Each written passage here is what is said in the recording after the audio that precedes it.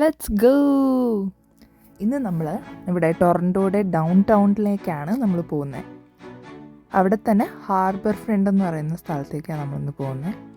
ഇവിടുത്തെ ഏറ്റവും വലിയ ടൗൺ ആണ് ടൊറൻറ്റോ ഡൗൺ ടൗൺ എന്ന് പറയുന്നത്.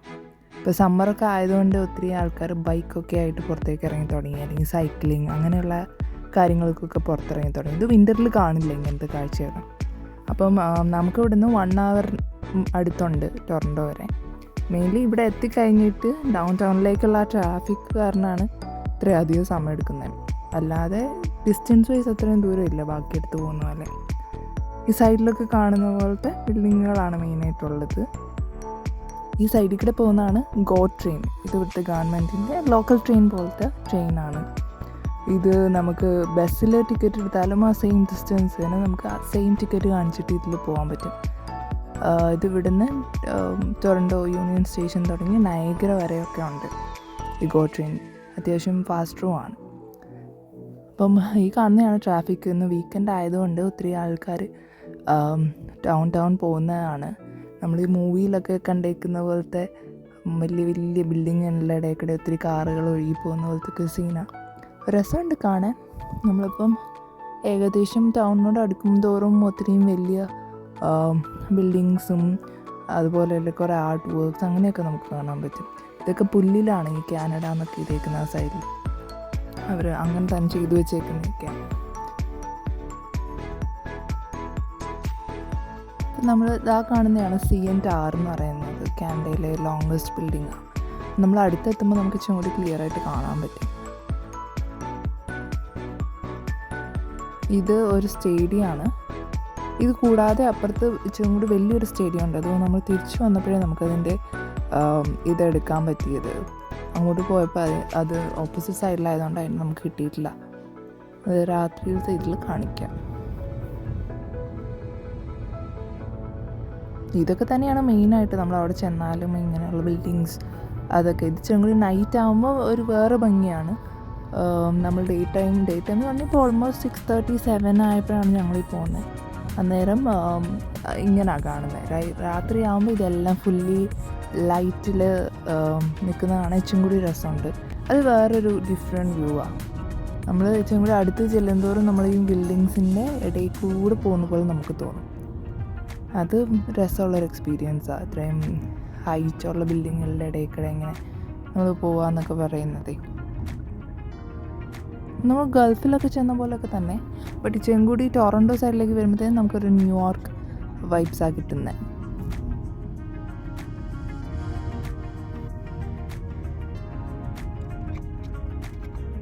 കുറേയൊക്കെ ഓഫീസ് ബിൽഡിങ്സ് ഉണ്ട്, അല്ലാതെ അപ്പാർട്ട്മെൻറ്റ്സ് ഉണ്ട്. അങ്ങനെ ഇങ്ങോട്ട് എത്തുന്നതോറും അപ്പാർട്ട്മെൻറ്റ്സ് ഇച്ചിരി കൂടി കോസ്റ്റ്ലി ആവും.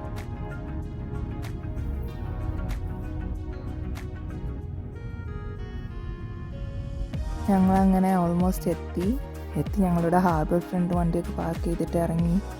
ഇതാ ഇവിടെ ഈ കാണുന്നതാണ്, ഇതൊരു ലേക്കാണ്. ഇത് കടലൊക്കെ പോലെ തോന്നും. ഇവിടെ തന്നെയാണ് ഷുഗർ ബീച്ച് എന്നൊക്കെ പറഞ്ഞു. പക്ഷേ ഈ ലേക്കിൻ്റെ സൈഡിലാണ്. നമ്മൾ നാട്ടിൽ ഫോർട്ട് കൊച്ചിയിലൊക്കെ പോയ പോലത്തെ ഒരു ഫീലാണ് നമുക്ക് വരിക ഇതൊക്കെ കാണുമ്പോൾ. കാരണം അതുപോലത്തെ ഒരു വാക്ക് വേ, മറൈൻ ഡ്രൈവ് ഒക്കെ പോലത്തെ ബെഞ്ചസൊക്കെ ഇട്ട് ഒരു വാക്ക് വേ കാണാം. ആൾക്കാർ ഒത്തിരി പേര് അവിടെ ഇരിക്കുന്നു. നമുക്കതിൽ നടക്കാം. സൈഡിലായിട്ട് ലേക്കാണ്, ബട്ട് ഇറ്റ് ലുക്സ് ലൈക്ക് ഒരു കടൽ പോലെയൊക്കെ തോന്നും. അല്ലെങ്കിൽ ആ സൈഡിൽ കൂടെ ആണെങ്കിൽ കഫേസ് ഉണ്ട്, ഫുഡൊക്കെ കഴിച്ചിട്ടിരിക്കാം. അങ്ങനെ നമുക്ക് ഒരു കൊച്ചി വൈബ്സ് ചെറുതായിട്ട് കിട്ടുന്നൊരു സ്ഥലമാണ്. ഞങ്ങളിങ്ങനെ നടന്ന് വരുമ്പം ഞങ്ങൾക്ക് സൈഡിലായിട്ട് ഞങ്ങൾ കാണുന്നത് ഒരു കപ്പലാണ്. നമ്മളുടെ നാട്ടിലൊന്നും ഇത്രയും അടുത്ത് കപ്പൽ പാർക്ക് ചെയ്യാറില്ല. ഒരു കപ്പൽ പോലത്തെ ഒരു സാധനം അവിടെ കിടക്കുന്നുണ്ട്. ഞങ്ങളത് എന്താണെന്ന് ഇത്രയും പേര് നോക്കി വെക്കുന്നുണ്ടായിട്ട് ഞങ്ങളും പോയി നോക്കി എന്താ ഇതെന്നൊക്കെ അറിയാൻ വേണ്ടിയിട്ട്. അതിനില്ല അവിടെ നിന്ന് ഭയങ്കര നല്ലൊരു സ്മെല്ലും വന്നു. പിന്നെ മനസ്സിലായത് ഈ റെഡ് പാത്ത് എന്ന് പറഞ്ഞ കാനഡയിൽ ഒത്തിരി ആൾക്കാർ യൂസ് ചെയ്യുന്ന ഒരു ഷുഗർ ബ്രാൻഡിൻ്റെ ഷുഗർ പ്രൊഡക്ഷൻ നടക്കുന്നത് ഇതിൻ്റെ അപ്പുറത്തെ ബിൽഡിങ്ങിലാണ്. അതും ഈ കപ്പലുമായിട്ട് കപ്പലിൽ നിന്ന് എന്തോ എടുക്കുമോ അങ്ങനെ എന്തോ ആണ് നടക്കുന്നത്. ആക്ച്വൽ പ്രോസസ്സിങ് എന്താ നടക്കുന്നത് ഞങ്ങൾക്കറിയില്ല. ബട്ട് ആ റെഡ് പാത്തിൻ്റെ ഷുഗർ റിലേറ്റഡ് എന്തോ പ്രോസസ്സാണ് കപ്പലിൽ നടന്നുകൊണ്ടിരിക്കുന്നത്. ഈ സൈഡിൽ ബാക്കിൽ തന്നെ ചേർന്ന് കാണുന്നതാണ് റെഡ് പാത്തിൻ്റെ ഫാക്ടറി.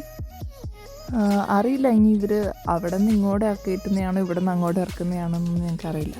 ബട്ട് അതാണ് അവിടെ നടക്കുന്നതെന്ന് വെച്ചാൽ. അപ്പോൾ നമ്മൾ ഈ പഞ്ചസാരയൊക്കെ ഉരുക്കുമ്പോൾ ഉള്ള മണമാണ് ഈ ഷിപ്പിൻ്റെ അടുത്ത്.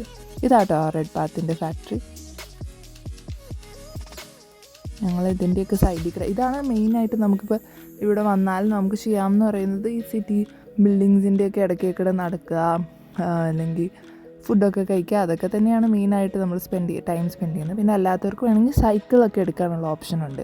ഇപ്പോൾ ബാംഗ്ലൂരൊക്കെ പോയിട്ടുള്ളവർക്ക് അറിയാം, അവിടെയും ഉണ്ട് ഇതുപോലെ നമുക്ക് സ്കാൻ ചെയ്ത് പേ ചെയ്തിട്ട് നമുക്ക് സൈക്കിൾ എടുക്കാം. പിന്നെ ഈ സിറ്റി മൊത്തം നമുക്ക് സൈക്കിളിലൊക്കെ കറങ്ങാം. പിന്നെ ഞങ്ങളെ പോലുള്ള ആദ്യമായിട്ട് വന്നവർക്കൊക്കെ, ഞാനാണ് ആദ്യമായിട്ട് വന്നത്, അപ്പോൾ അങ്ങനെയുള്ളവർക്കൊക്കെ പയ്യെ നിന്നും നടന്നൊക്കെ കാണണം എന്നാണെങ്കിൽ നടക്കാം. പക്ഷെ നടക്കാനാണെങ്കിൽ ഒത്തിരി ഏരിയ ഉണ്ട്. അപ്പം ഈ കാണുന്ന സിറ്റി ബസ്, ഇവിടെ കൂടുതലും എല്ലാം തന്നെ ഇലക്ട്രോണിക് ബസ്സാണ്. പിന്നെ ആൾക്കാരെല്ലാം തന്നെ ഇന്ന് ഇറങ്ങിയിട്ടുണ്ട്, കാരണം വീക്കെൻഡാണ്. അത് തന്നെയല്ല, ഇവിടെ ഒരു ചെറിയൊരു ഫാം ഫെസ്റ്റ് പോലെ നടക്കുന്നുണ്ട് ഇച്ചിരി മുമ്പോട്ട് ചെന്ന് കഴിയുമ്പം. അതുകൊണ്ട് തന്നെ അത്യാവശ്യം ക്രൗഡുണ്ട്.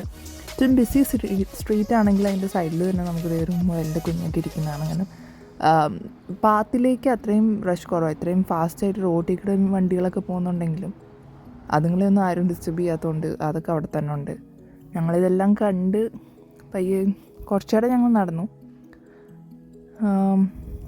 ഞങ്ങൾ എന്തൊക്കെ ബിൽഡിങ് കാണുക, കുറേ ഫോട്ടോ എടുക്കുക, അതൊക്കെ തന്നെയായിരുന്നു ഞങ്ങൾക്കും പണി.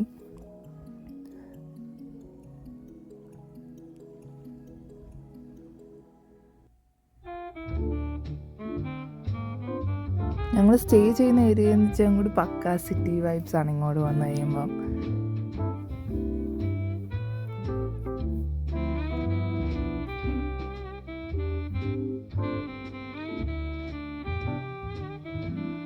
ഒത്തിരി അധികം ആൾക്കാരുണ്ട് ഇന്നൊക്കെ എന്ന് പറയുന്നത്. കാരണം ക്ലൈമറ്റും അത്യാവശ്യം നല്ല ക്ലൈമറ്റായി. ഇതിപ്പം ഒരു 7:38 അറൗണ്ടാണ് സമയം. സ്റ്റിൽ നല്ല അത്യാവശ്യം ലൈറ്റും ഉണ്ട്. അങ്ങനെയൊക്കെ ആകുമ്പം ആൾക്കാർക്കും ഇറങ്ങാൻ സുഖമാണ്. വെയിലും മാറും, ചെറിയൊരു കാറ്റുണ്ടെന്നാൽ തണുപ്പില്ലാതാണ്. അങ്ങനെയുള്ള ക്ലൈമറ്റിലാണ് യൂഷ്വലി ആൾക്കാർ പുറത്തിറങ്ങാൻ.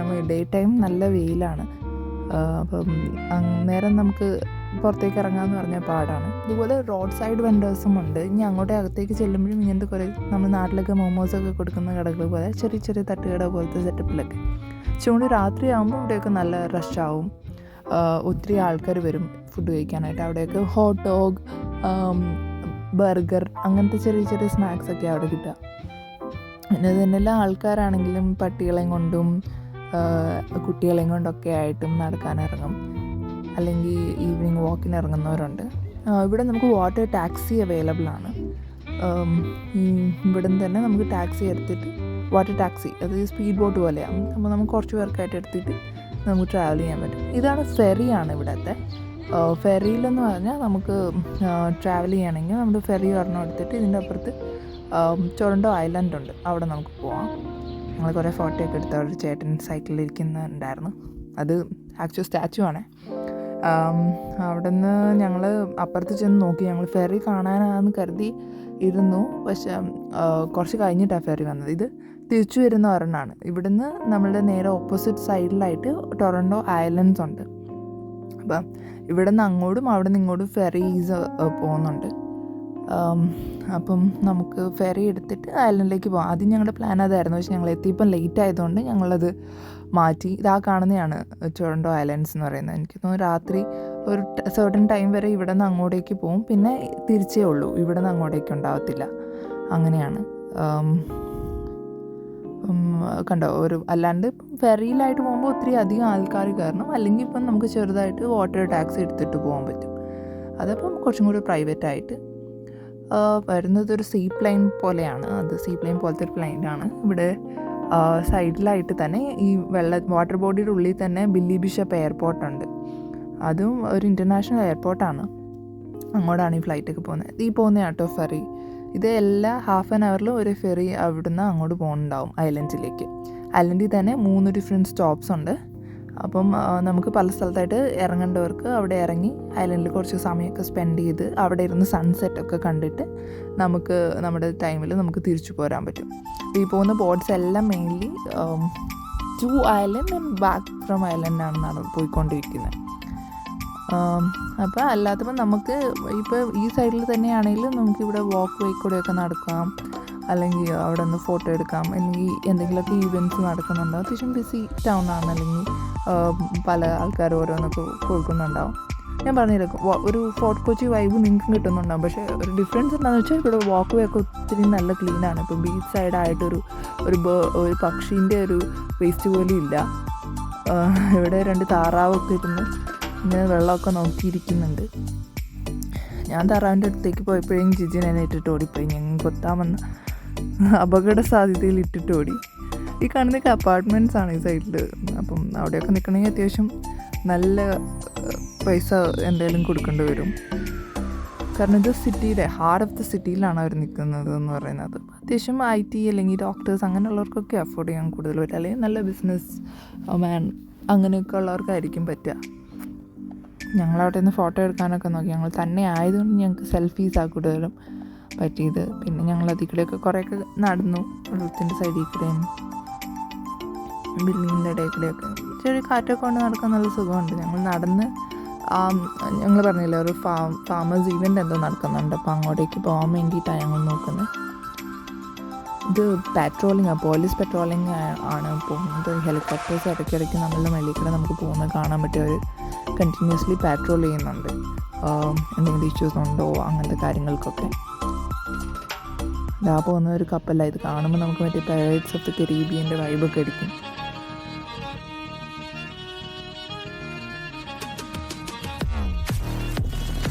കണ്ടോതാ ആദ്യം പറഞ്ഞ പോലീസിൻ്റെ ഹെലികോപ്റ്റേഴ്സ് ആയത്.